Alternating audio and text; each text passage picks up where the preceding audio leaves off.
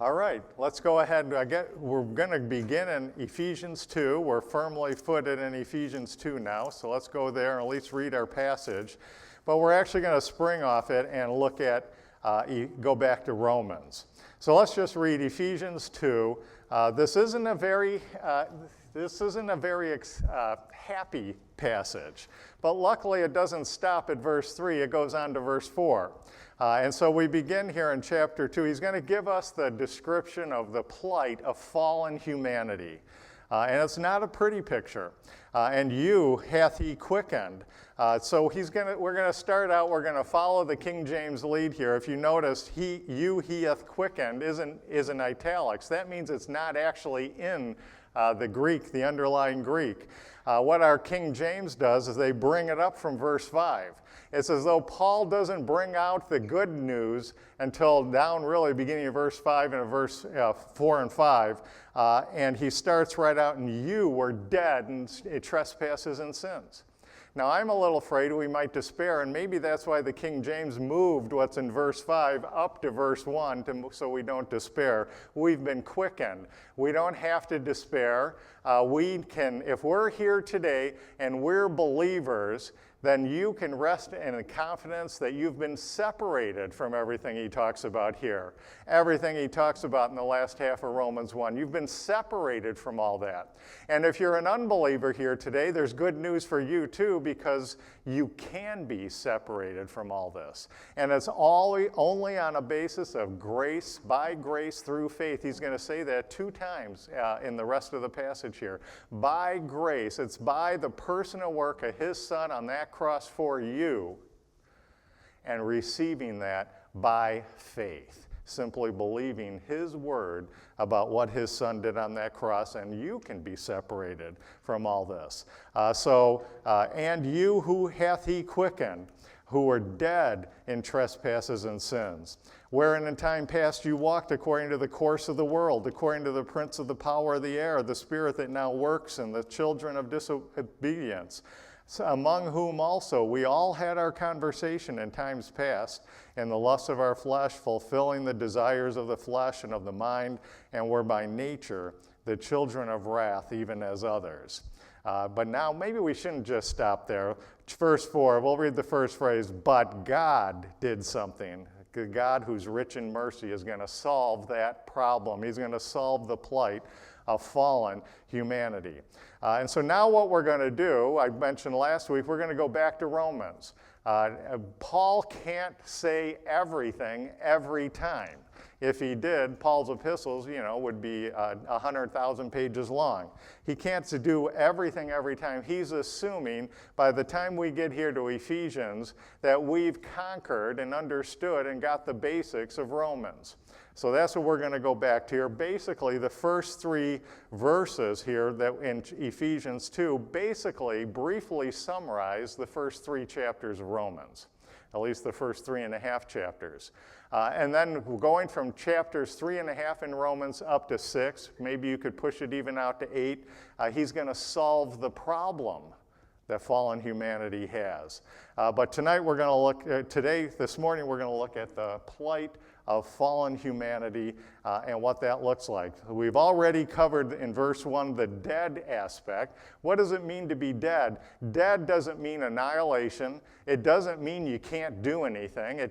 It means that you've been separated. Some aspect of your created person has been separated from God's intended purpose. We saw that, the classic example, to make it understandable, Abraham and Sarah. Paul says in Romans 4, Abraham and Sarah were dead. And yet he's going on in the passage, and they're talking, and they're eating, and they're drinking, and they're walking around. So what's he talking about? The context of the passage is they were dead reproductively. Their reproductive system wasn't accomplishing its created purpose of producing a child. But then God came to Abraham, and he made a promise to Abraham. I will give life to your reproductive system and give you a child. Now, Abraham and Sarah couldn't do anything about being dead reproductively. They couldn't remedy that situation whatsoever. But when God gave them the promise he would give life to their reproductive system so they could produce a child, they could simply believe and rely on him to do that. And we use that as a stepping stone. Every single person is born into the world dead spiritually.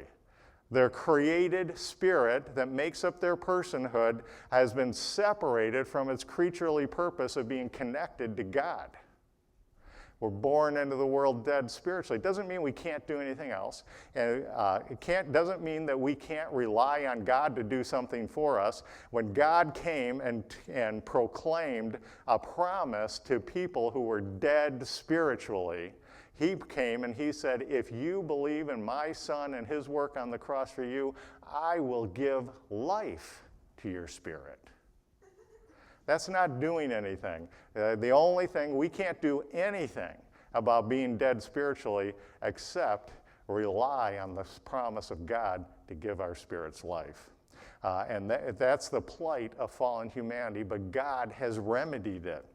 And so we looked at that dead aspect last time. This time, let's go to Romans 1:18, and it's another one of these passages. Again, we'll start out with the good news first. There's good news for humanity. There's good news for a world of enemy sinners. Verse 16. We'll start at Romans 1, verse 16. For I, Paul, am not ashamed of the gospel, the good news of Christ, for it is the power of God unto salvation to everyone who believes, to the Jew first and also the Greek. So here we have the solution. Before he gives this bad news, he first gives a verse of the good news. God solved this problem for fallen humanity.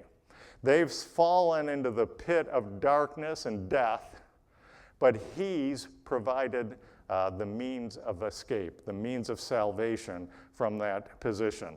So we don't need to despair. There's good news for all, and it's found in his Son, the Lord Jesus Christ. So let's go ahead and look at verse 18, and we'll just kind of work our way. I think the last couple minutes last time, I just referred to verse 18, for the wrath of God is revealed from heaven against all ungodliness. So we have this wrath of God is revealed. Notice it's revealed from heaven, but it hasn't come down to earth yet. It hasn't come down to earth yet.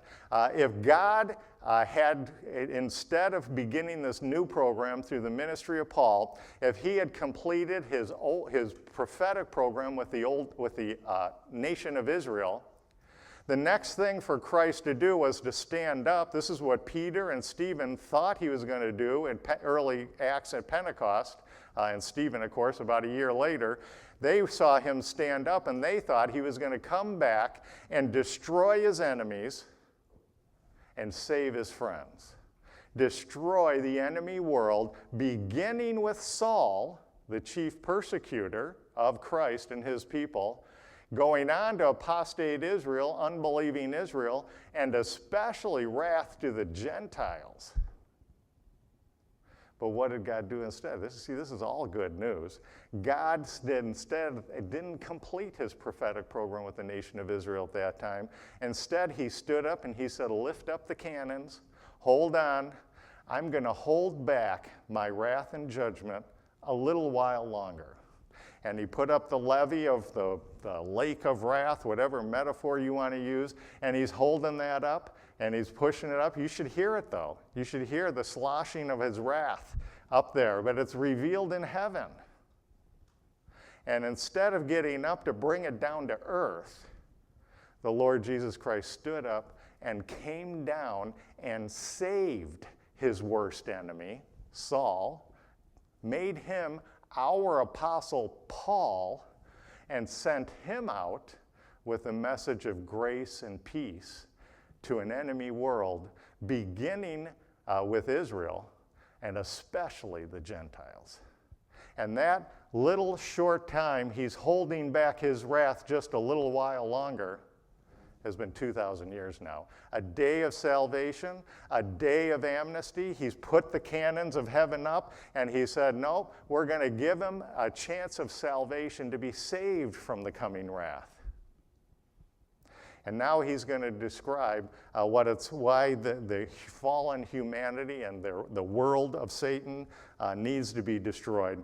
And that's what we're going to begin here. So the wrath of God is revealed from heaven against all ungodliness and unrighteousness of men who hold the truth in unrighteousness. Got to realize can't miss that little 3-letter word is all. People ask me, well, why doesn't God come and just get rid of the really bad people, like the Hitlers, the big Hitlers, and the big Stalins? And you know the answer to that, right? As members of fallen humanity, we're all little Hitlers and little Stalins. See, he can't come and deal with just the big ones, because if you get rid of the big ones, then you'll have middle ones and little ones who are going to more than happy fill their shoes. We're going to see this at the end of the passage too, where he's going to list out the sins. He's going to have to, if he's going to fix the world, he's going to have to come and remove all ungodliness and unrighteousness. Yes, the Hitlers and the Stalins, but also the nice young man who claims to be an atheist that bags your groceries at the store, the nice little old lady who bakes cakes and pies for the neighborhood children, who's declared that she will never believe in Christ, never receive his son. All ungodly, all rebellion. And now the good news is for 2,000 years now, God's been holding back that wrath and judgment a little while longer. And you know what he's doing instead? He's being long, put about 1 million O's in there, long suffering, so that he can provide a day of salvation, that he can offer his grace and mercy and eternal life and be freed from everything that is against us simply by faith. He's going to have to come back. When we get to the end of the chapter, he's going to list the sins. And you know what he puts right next to murderers and fornicators? You know the big sins? Whisperers and backbiters. See, it's not, you can't just come and deal with the big stuff. He's going to have to come and deal with all the stuff. Then he's going to come and set up in his prophetic program with Israel. He's going to usher the believing Israel and their believing Gentile friends into the kingdom, and he's going to establish a kingdom of pure righteousness and peace and life. And you have to get rid of all unrighteousness to do that. So let's look at the unrighteous state of fallen humanity here. Fallen humanity. Romans 18, we just read verses 18. The first thing we need to realize is humanity's fall wasn't God's fault. You can't blame it on God. Why didn't God do something? He's going to explain here very briefly in verse 19. Because that which may be known of God is manifest in them, for God hath showed it unto them. So now we're just going to cover this passage this week. There's no way I can go into every detail of this passage, but the point is here, he gave them an internal witness. Their spirit was filled with his spirit. They have a conscience. They have a basic innate ability to, at least as marred as it is from a human standpoint, to determine right and wrong. And the proof of that is every nation, every government, even the Gentile nations, and the Gentile nations have a law system. They have some ability to discern right and wrong, good and bad, and that's put inside them. And they were given a spirit that was designed to be filled with God. They have an inner witness, and they have an external witness. For the invisible things of him, verse 20, the invisible things of him, God, from the creation of the world are clearly seen, being understood by the things that are made, even his eternal power and Godhead, so that they are without excuse.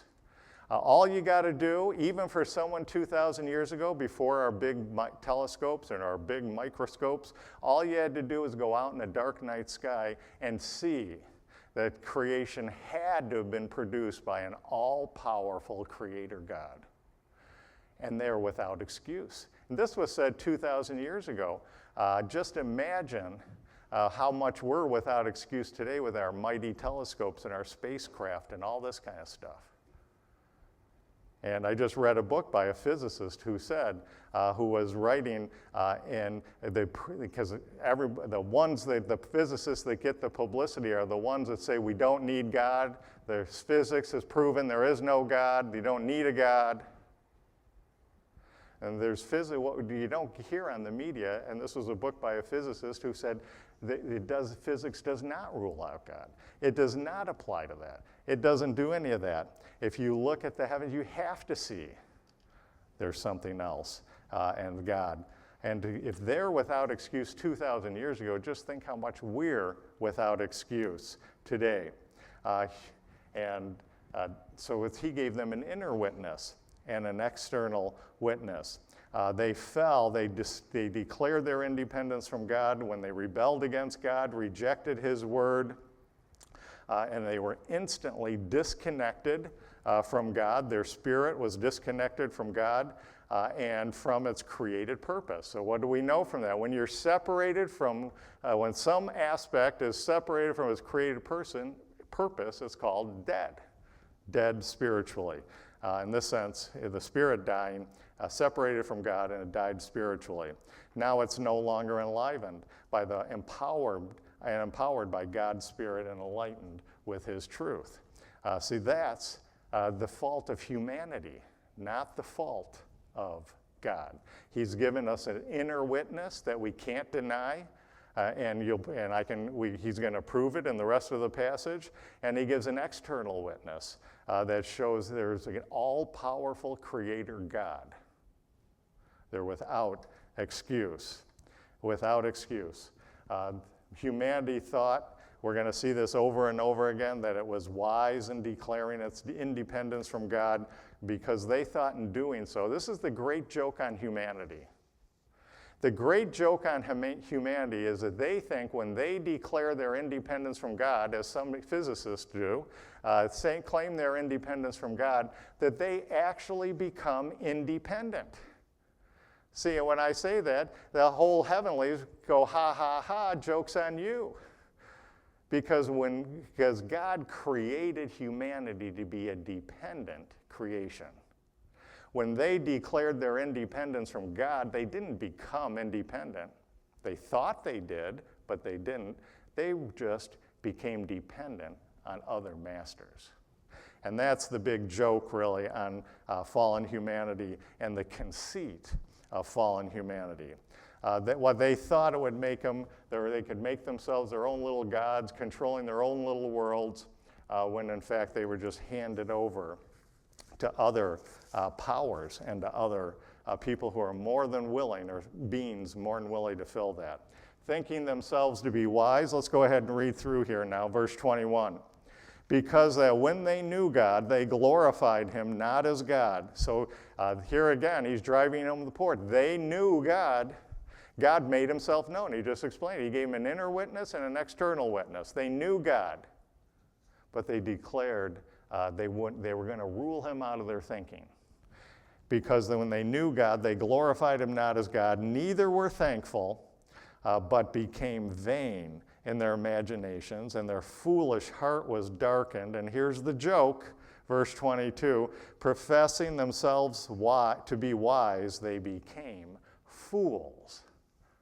And we'll see, he's going to develop this now in the rest of the passage. Thinking themselves wise, they became fools. Well, what the basic reason here is that he's talking about in the context is fallen humanity, but what's the most basic fundamental reason why that's not the case?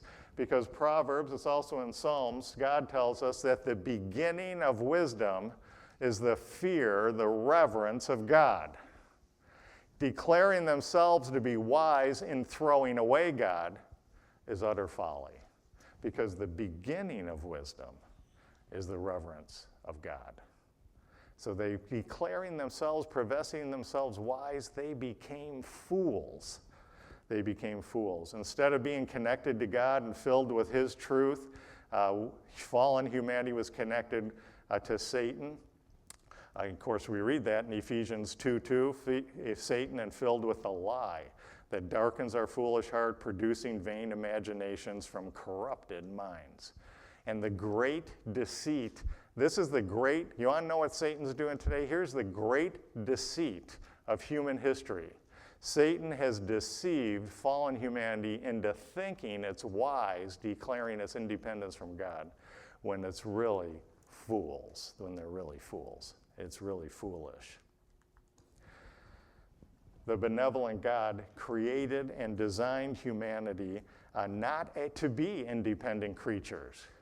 See, that's the big, we think we can be independent creatures, and it's reached one of its high points here in a nation like the United States, where everyone wants to set up their own little world, and no one else better get involved, no one else better intrude. I'm going to be my own little God, my own little castle, and my own little realm.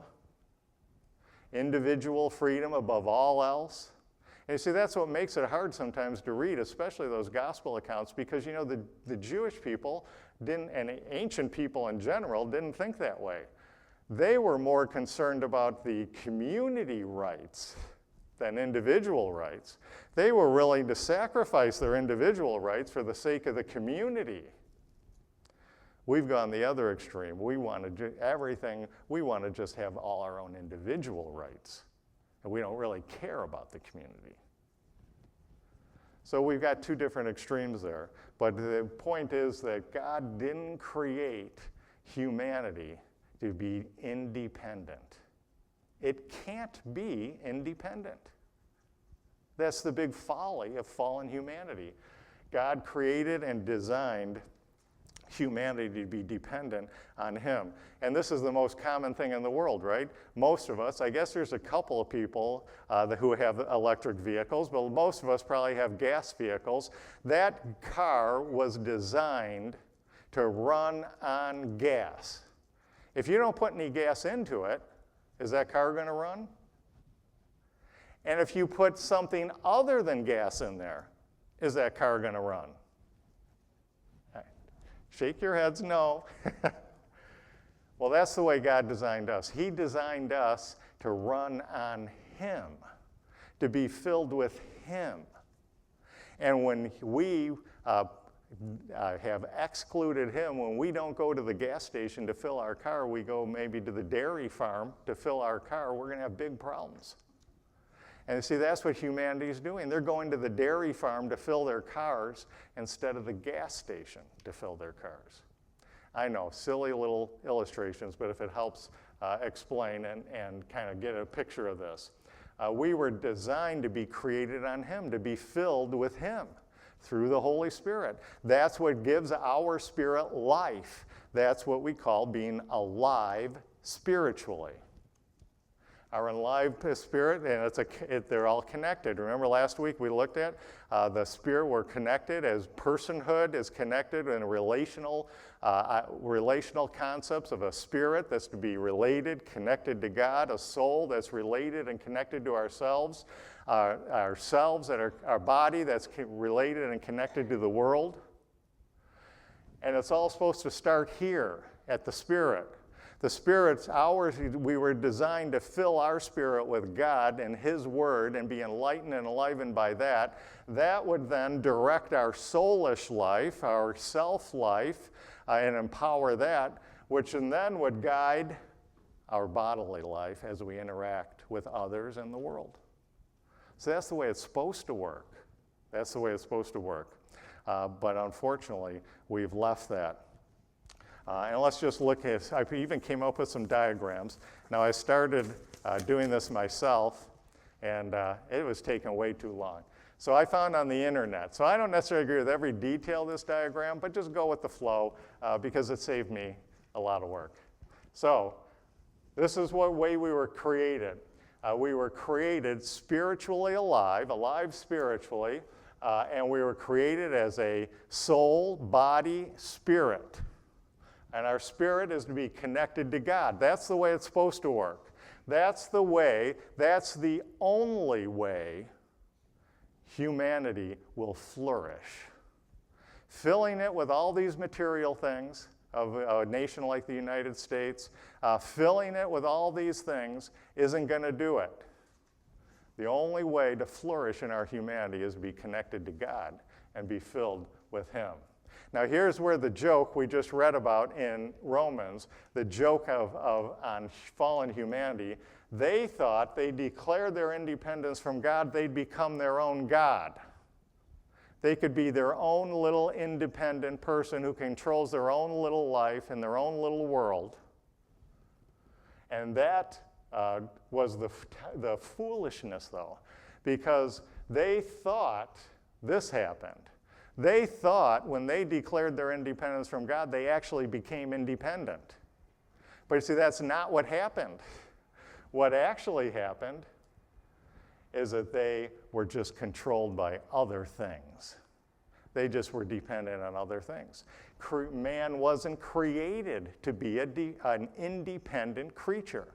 He was created to be dependent, just as your car wasn't created to be independent. You have to fill it with gas. Humanity wasn't created to run independent of anything else. We were supposed to be filled with God.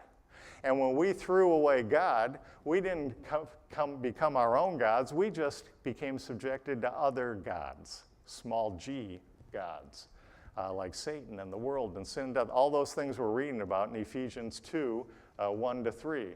That's the big joke on fallen humanity.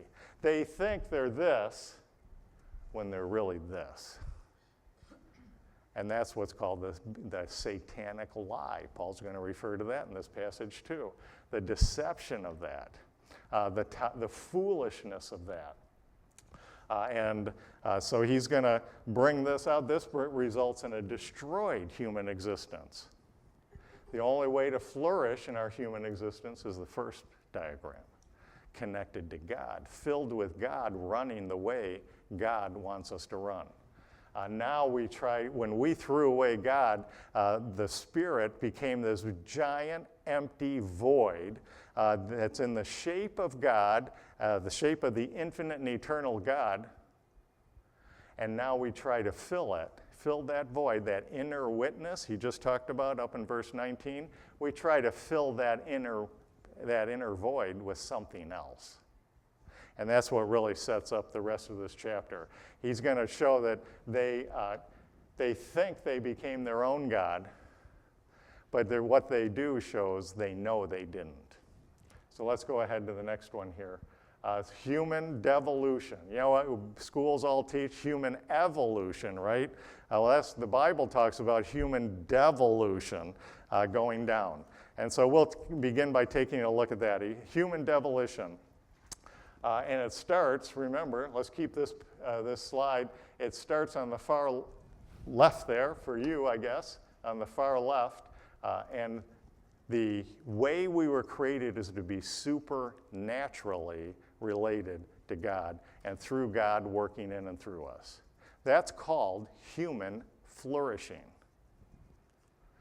Now, when we start the devolution, we see we're going to go from the state of being supernaturally related to the one true God, the benevolent God who's working on our behalf, and it's going to begin to devolve. We're going to have this inner void that we're going to try and fill. And you know, it's not even so much we try and fill it, it's going to fill itself, because it's like a vacuum pump. When we threw away God, that vacuum broke, and it's going to try and reestablish, and it's just going to suck everything in, whatever comes along. And let's pick it up here. Verse 21. So we read verse 21. Verse 23. This devolution, going from the supernatural relationship with the one true God, we devolve and change, verse 23, and change the glory of the uncorruptible God into an image made like God, make like to corruptible man and to birds and four-footed beasts and creeping things. Isn't that eerily the opposite of evolution? What man teaches is evolution. Here we have what God teaches is devolution. And eerily, the exact opposite of what man teaches. Isn't that interesting? They changed the glory of the one true God, and they changed the glory of the one true God. They denied that internal witness. They rejected his internal witness, but they still have an inner witness that can't be denied. They have a conscience on the one hand, and more importantly, there's a void in them that's the size and shape of the infinite God. And they're going to feel there's no way they can deny it. And we'll see what they do. And we saw what they do in this external witness. So they're going to take that internal witness and try and fill it with the external witness. They're going to devolve in their shameful existence in natural terms. We're going to go from a supernatural, flourishing human existence related to God. Now we're going to devolve, humanity is going to devolve into a shameful bodily existence like the animals, according to nature. And then he's going to take one more step, and it devolves further, and humanity is going to take on the shameful aspects that are contrary to nature. The devolution of humanity, devolved into shameful existence merely in accord with nature. So let's look at verse 24. We read 21 and 22. Let's look at verse 25. Who changed the truth of God into a lie and worshiped and served the Creator more than the creature, more than the Creator, who is blessed forever. Amen. They've thrown him away, they've discarded him, and what's the result of this? We get in verse 23, the result of this foolishness is that they begin worshiping the creation rather than the Creator. Now, why do they have to worship at all?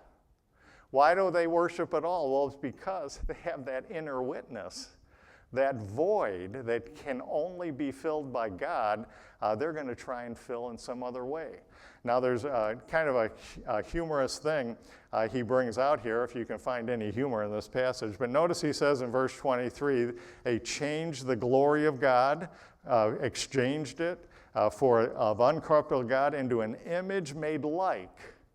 Now, just think about that a second. What he's saying here, I think personally, you don't have to believe this, I think Paul's doing a little joke here. They've taken the infinite, eternal, uncorruptible God, threw him away, and they worshiped, now they have this big empty void the size of God inside of them, and they try to fill it by worshiping the creature, the creation, creeping things. Now the joke, I think, in here, I see it as a joke, you don't have to, but notice what it says here. He says, they threw away the one true, uncorruptible God and replaced him. They didn't replace him with a living, creeping frog or salamander.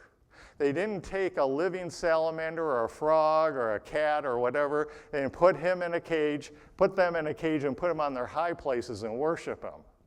You know, that would have been bad. But there's something even worse than that they did. And that's the joke I think he's getting at here. They didn't worship a living salamander or frog.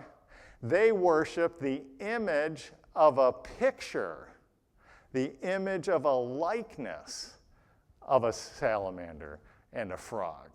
Notice what it says here. It says that God into an image, that they made him into an image in the likeness of corruptible man and creeping things and birds and all that as you go down.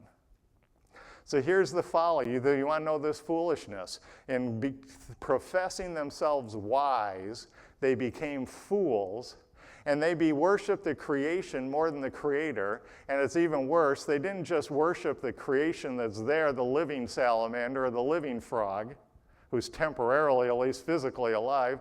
They worshiped a picture of the frog and put him up on their high place. You know, we call it the idols, the figures, graven images, and they worshiped that. It's worse than it even appears. They didn't worship living things, the living animals. They worshiped the images of the likeness. Like someone drew an image of a salamander, and then someone took a photo, and that's what they worship. The utter folly of humanity in declaring their independence from God. They could throw away God's image and suppress his truth. We read about that in verse 18. But they couldn't ignore the external and internal witnesses of God, nor could they ignore the vast, infinite, God-shaped witness that resided within them. It's the utter folly that they try to fill that void within them that only God can fill with creation.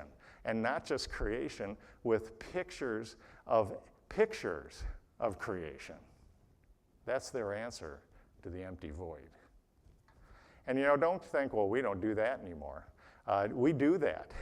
See, we don't maybe make graven idols, but all those things we do to try and fill that empty void. All those activities, all those pursuits, all those desires, all those things, busily all the time, anything we use to try and fill that void in place of God, that's idolatry.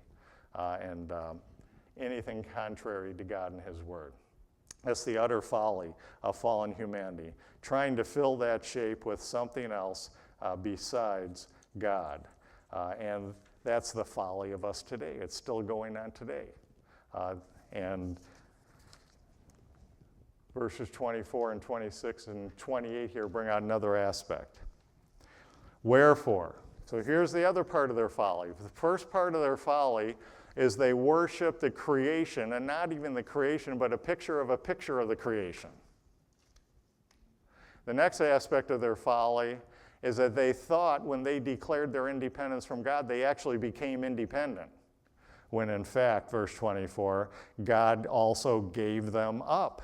He handed them over to the uncleanness through the lust of their own hearts, to dishonor their own bodies between them, who changed the truth of God into a lie, and the worship that served the creature more than the Creator, who is blessed forever. For this cause God gave them up.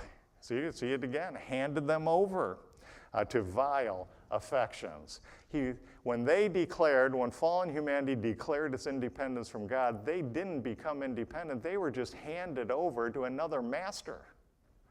That's the great joke on humanity. It's not a funny joke, it's a serious joke, but that's the deception. And we got to get beyond that deception, because that's really a major one. That's what he's talking about in chapter 2, back in Ephesians 2, 1-3. We've just been handed over to other masters. Well, how foolish of humanity to exchange the benevolent God and him working for us. Reject that, and to be handed over to malevolent gods who are working against us.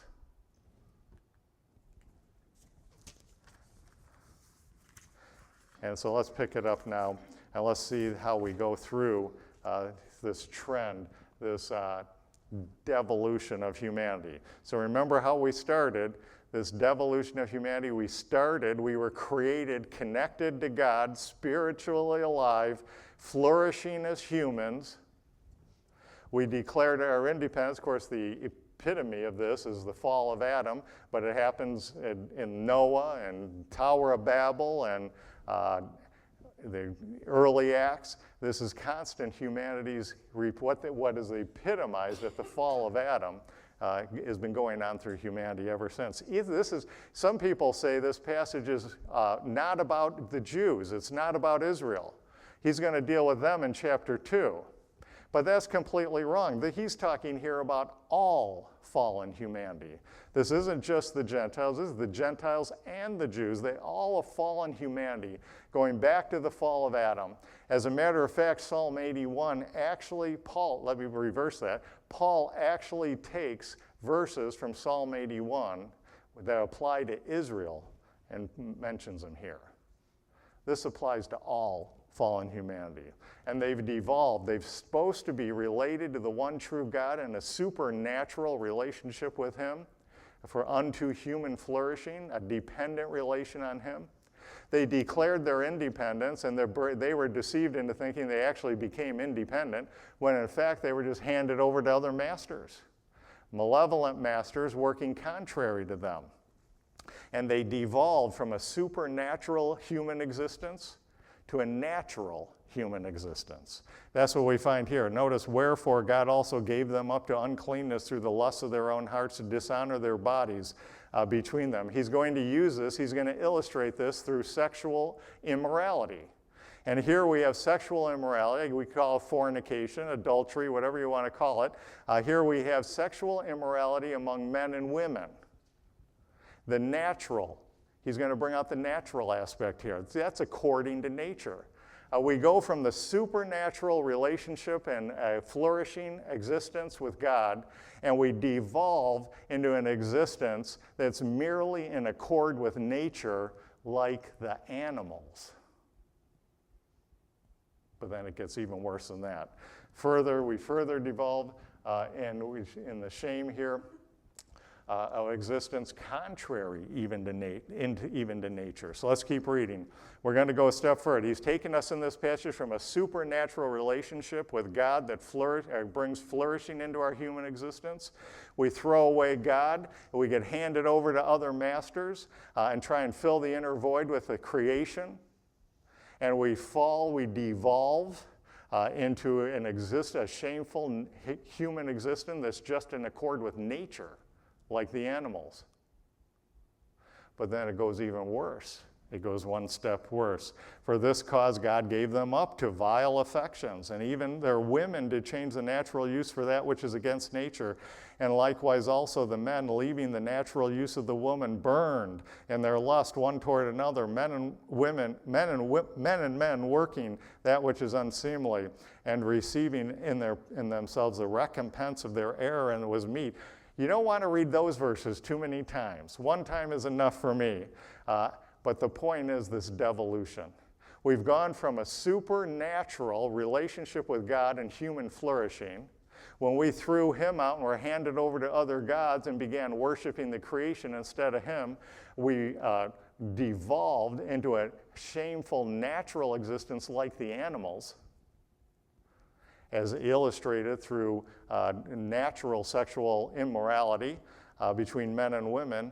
But it didn't stop there. It devolved further into sexual relationships that are unnatural. Now let's just get one thing well understood here. Paul is not suddenly going on a diatribe about this one particular sin. It is no harder for God to save someone in this sin than any other sin.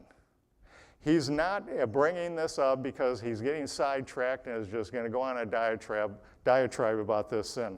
What he's doing, why he's bringing up this sin in particular, is because there's something about the sin of homosexuality that characterizes it, and what characterizes it has come to characterize the whole fallen humanity.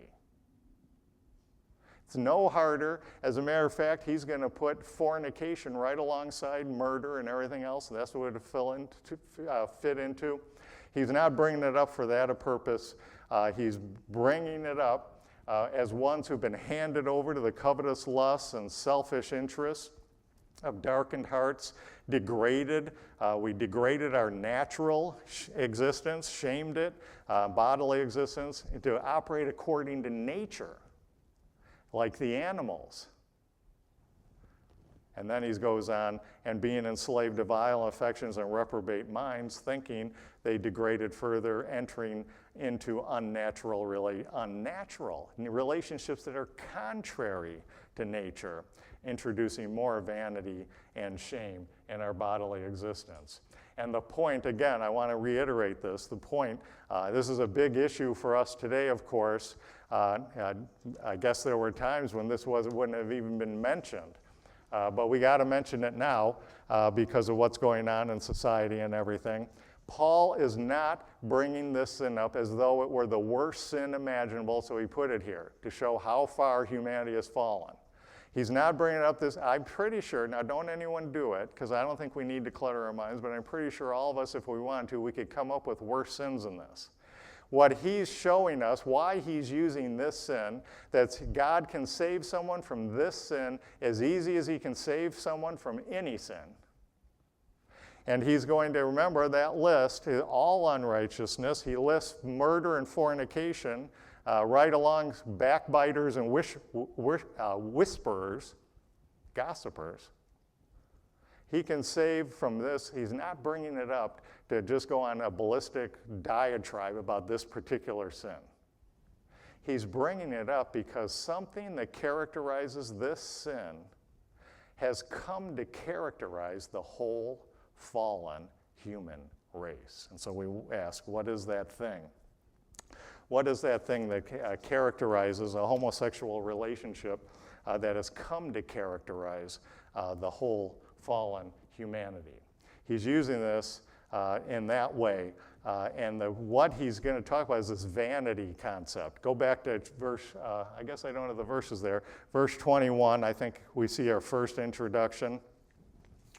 Verse 21, because they didn't know God and were not thankful, they became vain.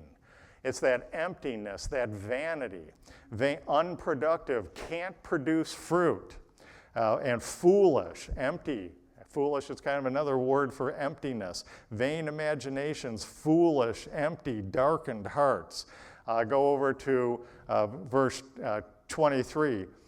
Here he says, we changed the glory of God and replaced it with corruptible creation. And not even the creation, corruptible images of the creation. And look at verse 25. He says, who changed the truth of God into a lie and worshiped and served a lie. You know what a lie is? A lie is nothing. A lie is vanity. It's emptiness. The truth is the substance. The lie is nothing to it. You're deceived into following a lie. You're deceived into following nothing. It's this vanity concept. So why does he go? He takes our devolution from being supernaturally enlivened by the one true God and a human flourishing. We devolved, and having rejected God, we've devolved now, trying to fill that inner void by worshiping creation and the lusts of our own flesh, and worshiping external creation. And we've devolved into a natural human existence, like the animals.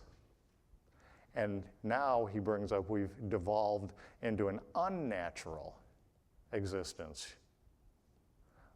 And that's what humanity has fallen into, this emptiness, this vanity.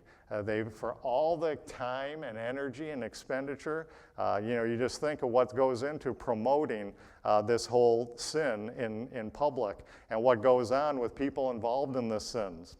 And the expenditure of time and energy and effort, money, working, striving, fulfilling the lusts of their darkened hearts. All that they do to go carry out these sins and the sin and these sins, all this associated with that, all they invest into it. There's some people, I worked with someone, and every day she was outside work, she would be in some organization promoting this, working, promoting this type of sin. And even in the work where she'd promote it all day long. All this work, all this effort, all that goes into this. And then you need to bring in the burning aspect. When you burn, nothing's left. All this burning of lust, all that goes into it. Now, hopefully, you list out these things, you see all this activity, all this energy, all this money, all this time. People invest whole lives to it. But there's one undeniable fact. It can't produce even one child. It can't produce fruit. It's a fruitless relationship. For all the time, all the energy, all the activity, all the lust being burned, all that goes into it, all the effort, it's fruitless. For all that, when you get to the end of the road, it has no fruit. And that is the characteristic that has become true of fallen humanity. Fallen humanity has this characteristic of a homosexual relationship in that it's barren and dead and fruitless. And so we expand this out a little bit as we go from this. Paul's point is that this characteristic of extreme work, effort, all this that goes into it. Just think of all the activity going around in human civilization, all the work, all the effort, 24-hour news services, everyone's busy, everyone's doing things. And he uses this example of a homosexual relationship to describe what characterizes fallen humanity. For all the work, all the effort, they spend their whole lives down here, busy, busy, busy, active, active, active, running here, running there, doing this, doing that, getting money, getting wealth, getting power, getting fame, running, running, running, going, going, going, and it's all for nothing. It can't produce anything of lasting value. It produces nothing. For all the endless, constant, extreme work and effort, time and money and activity and business, it produces nothing. Its existence is vain, empty, fruitless.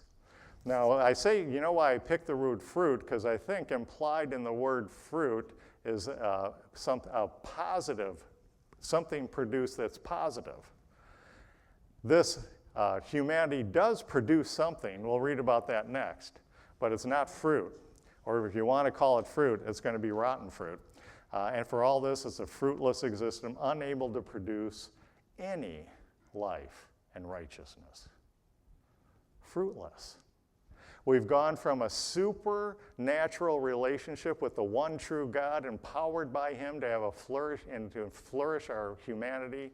We throw him away, fill that void with other things, and we devolve our natural relationships so that we live like the animals.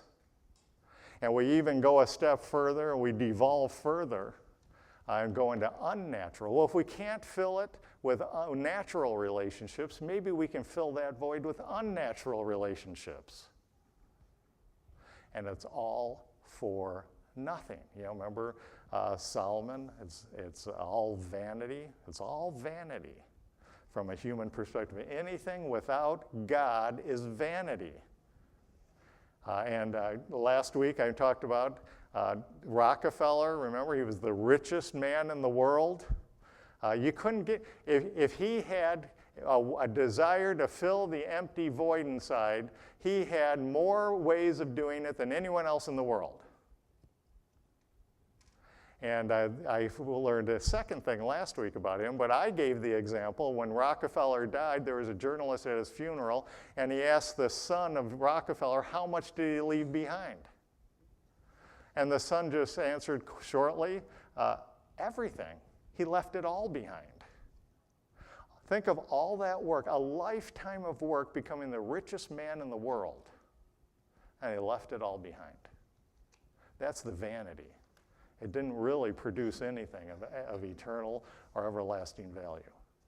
But someone gave me another thing about Rockefeller. Poor Rockefeller. Maybe it's because he's been dead so long he can't defend himself. But everyone's got the illustrations using Rockefeller. So I learned another one last week about Rockefeller. Evidently, someone else asked him, how much money is enough? Now, this is the richest man in the world. And you know what he said? Or was supposed to have said? Just a little more. It's just a little more, and then I'll be filled. See, that's that empty void inside. You can't fill it. There's nothing in creation that can fill that empty void because it's in the shape and size of God. And we try to fill it. If we just get a little more money, we'll be content. Just a little nicer house on a bigger street in a fancier neighborhood, then we'll be content. If we could just get a little better health, then I'll be happy. And then you get to the little of this or a little of that, and it's never enough. Or you need to say what Rockefeller said, just a little bit more. And then I'll be happy. Well, let me short circuit the whole thing for you. You'll never be content and fulfilled with the things of this world, because it's a void that's the size and shape of God, and only he can fill it. We live in a society where you never slow down. I go to the Virgin Islands every now and then, and it's so nice to see people sitting and just doing nothing. I love that. I go sit and do nothing. You're not here, right? We're busy, busy, busy. Keep going, keep going, keep going. Got to keep. The soccer moms, we bustle here, bustle there, bustle everywhere. Got to get going here, after school this and after school that, and we got to rush here and rush there, and we got to do that. And then we say it's because of the kids. We blame the kids need that. Well, there's only one thing your kid really needs.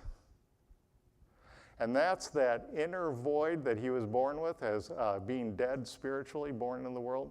He needs guidance in having that filled. And explained it's not going to be filled from the things of the world. It's going to be filled by God.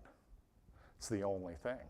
If you haven't gotten that across to your kid, none of that other stuff matters. That's the most important thing. Those other things aren't bad. They're not wrong. I'm not trying to guilt people for taking their kids to activities. I'm just saying, when we're too busy to let God in, we're too busy. And if you're too busy, if you're running here, the motto, one woman I heard, actually at one of my previous workplaces, she used to say, never stop, got to keep going, never slow down, and never stop. And I completed her statement, and I said, lest God get a foothold. See, if you never stop, you never have to think about God. You can think what you're doing at that moment is going to fill your inner void. It's not. I think we need to stop every now and then and let God get a foothold. You, if you're a young person and if you're thinking of getting married, what do we think? We think, I was talking to someone not too long ago, and he said, I just need to find the right woman, and then she'll meet my needs. I'll be fulfilled. Well, he got the response he wasn't expecting from me. I said, that's completely wrong. Your spouse isn't going to be able to fill your inner needs. The key where you need to do is have your inner needs filled by God so that you can help God meet the other person's needs. If you think your spouse is going to fulfill your needs, fill the void in you that's infinite and the size of God and can only be filled by God, see, you're starting out set up for disaster. Is there any wonder? I think I heard recently, I thought the divorce rate was 50%, evidently now it's 55%, and I don't think it's much lower in Christianity. Your spouse isn't going to be able to fill that void. Money isn't going to be able to fill that void. A nicer house on a better street isn't going to fill that void.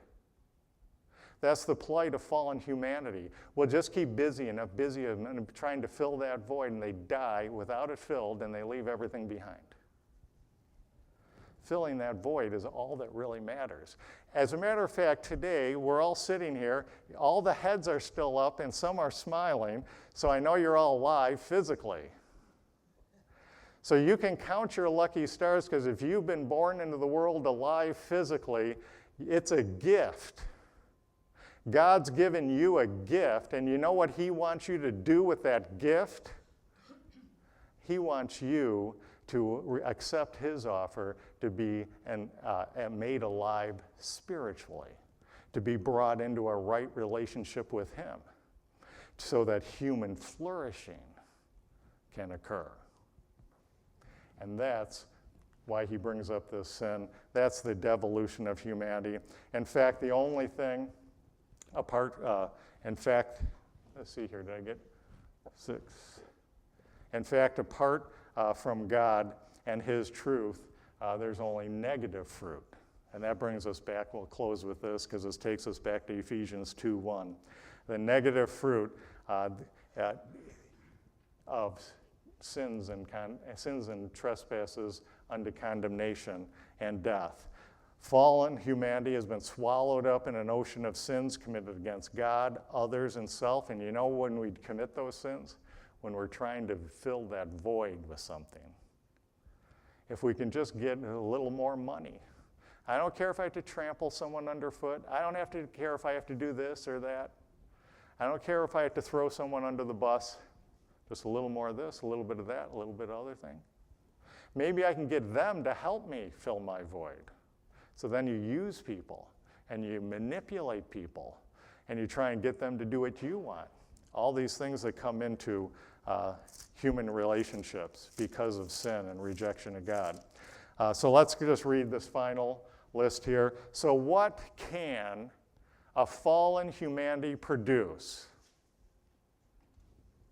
Verse 29.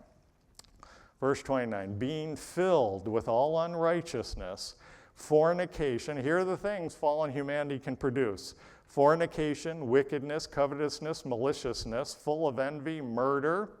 All right, well, that's pretty bad. Well, none of those are me, so I'm okay. Keep listening. Debaters, debate, deceit, malignity, whisperers, gossipers, backbiters, haters of God, despiteful, proud. You know anyone that's proud? Boasters, inventors of evil things, disobedient to parents, without understanding, covenant breakers, without natural affection, implacable, unmerciful, who knowing the judgment of God, that they which commit such things are worthy of death, not only do the same, but have pleasure in them that do them. That's the fruit of a fallen humanity. That's what happens when we rule God out of our hearts and minds and thinking and disconnect our spirit from Him in unbelief. It's like a vacuum that sucks in everything else, and we try and fill it with everything else. It doesn't work. We use other people to try and get it to work. We destroy ourselves. If we can't get enough things to fill it, well, maybe, how many celebrities have everything in the world? Hundreds of millions of dollars, and they're not satisfied. And they go and they think maybe they'll be satisfied at the bottom of a bottle or at an empty pill box. How many of them end up dead? I just was reading this week about several celebrities that died from either direct suicide or involuntary suicide, but dead nonetheless. They're looking for something else. If Rockefeller couldn't be fulfilled by money, I guarantee none of us are going to be. The only thing that matters, the only thing that brings about human flourishing is God being connected to God through His Son, the Lord Jesus Christ, who went to that cross and took everything that was against us and our rebellion and our hatred and all those things listed, all those sins, took them all on Himself at that cross, removed them once and for all, so that He could create a new humanity now that's been reconnected to God, filled with God, and flourishing, and at least are enabled now, equipped, that'd probably be a good word, equipped now to participate in true human flourishing, serving God by serving others in love. So that's the very opposite of this passage, right? Here we don't serve God. In this passage, we don't serve God, but we serve the evil lusts of our own sinful hearts, destroying everything in the path, including ourselves. And the answer to that is, lest we despair, God is now holding back His wrath and judgment. This is where we began, holding back His wrath and judgment a little while longer, and judgment against all ungodliness. See, it's not just the murderers and fornicators and the Hitlers and the Stalins, it's also the whisperers, the backbiters, and the proud. He's holding back His wrath a little while longer and sending out His grace and peace to the world. And that is good news to all. If you're a believer, it's a good news because you've been separated from all that. If you're an unbeliever, it's good news too, because now simply God is offering you now on the basis of grace, on the basis of what His Son did for you on that cross, received by faith, to be separated from all that and be reconnected to God, be made alive spiritually, so now you can begin to receive God's things, be controlled and driven by God's things. And that's where we'll close for tonight. I had to have that happy note because it was kind of a negative message overall, but overall it's a positive message. And we're going to close with a word of prayer.